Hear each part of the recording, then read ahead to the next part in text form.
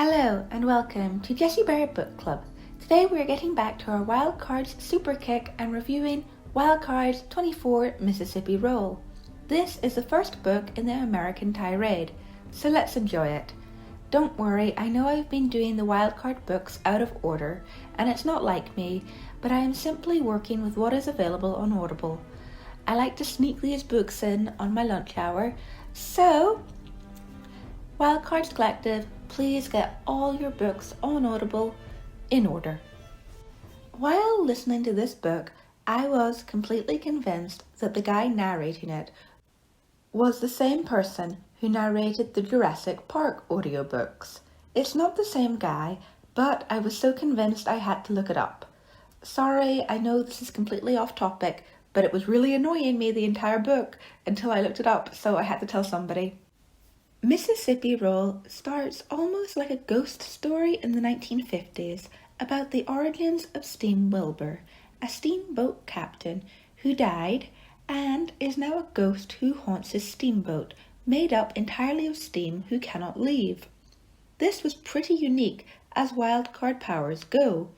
Wilbur cannot talk to anybody or touch anything really unless he pulls in steam from the boat.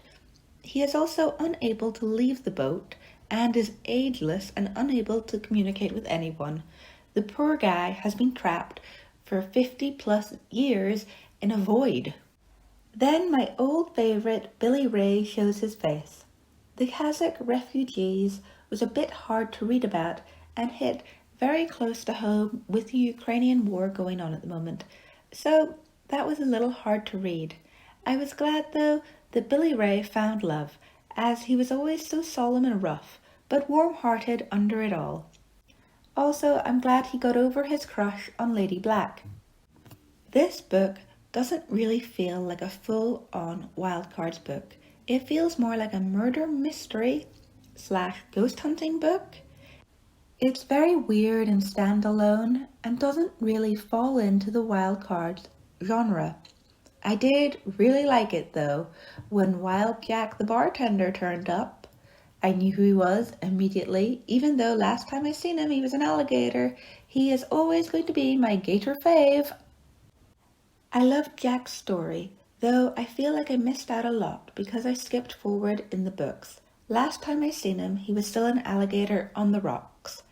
I really hope he does find love, and the fight scene where Jack fights the creature from the Batlak Lagoon was really good.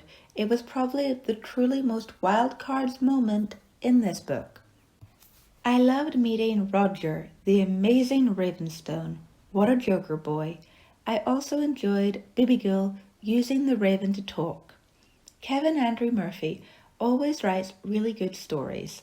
I really enjoyed the manifestation of Roger's Joker ace, the real thing, even though it was half expected that he would end up manifesting what he had pretended to be for so long, because the wildcard power obviously works on your subconscious on some level. Kevin Andrew Murphy always writes one-off short stories for these books. I kind of wish he had a prolonged character that would keep turning up. Just a note, Kevin. It's a compliment on how well you write. The end of this book felt rushed to me. I was happy Wilbur got to leave the boat and that he was reunited with Eleanor again. Bit of a tearjerker moment, especially when he finally got to meet his son he had wondered so much about. I give this Wild Cards book 5 out of 10. It wasn't bad, but it wasn't a crazy page turner either. It didn't really feel like a Wild Cards book for some reason. It felt like a ghost story, murder mystery with superheroes. Completely different vibe to the Wild Cards Collective's normal thing. I know this review is a little shorter than usual, but that is simply because I didn't have much to say about this book. This is the end of this book review. If you enjoyed this review, remember to subscribe to the channel so you won't miss out on my upcoming Wild Cards book reviews. You can also check out my Wild Cards playlist and the playlist where I can compare A Song of Ice and Fire characters with Wild Cards characters. You can also follow me on Instagram at Lady Jessica Riddell Until next time, I hope your card doesn't turn.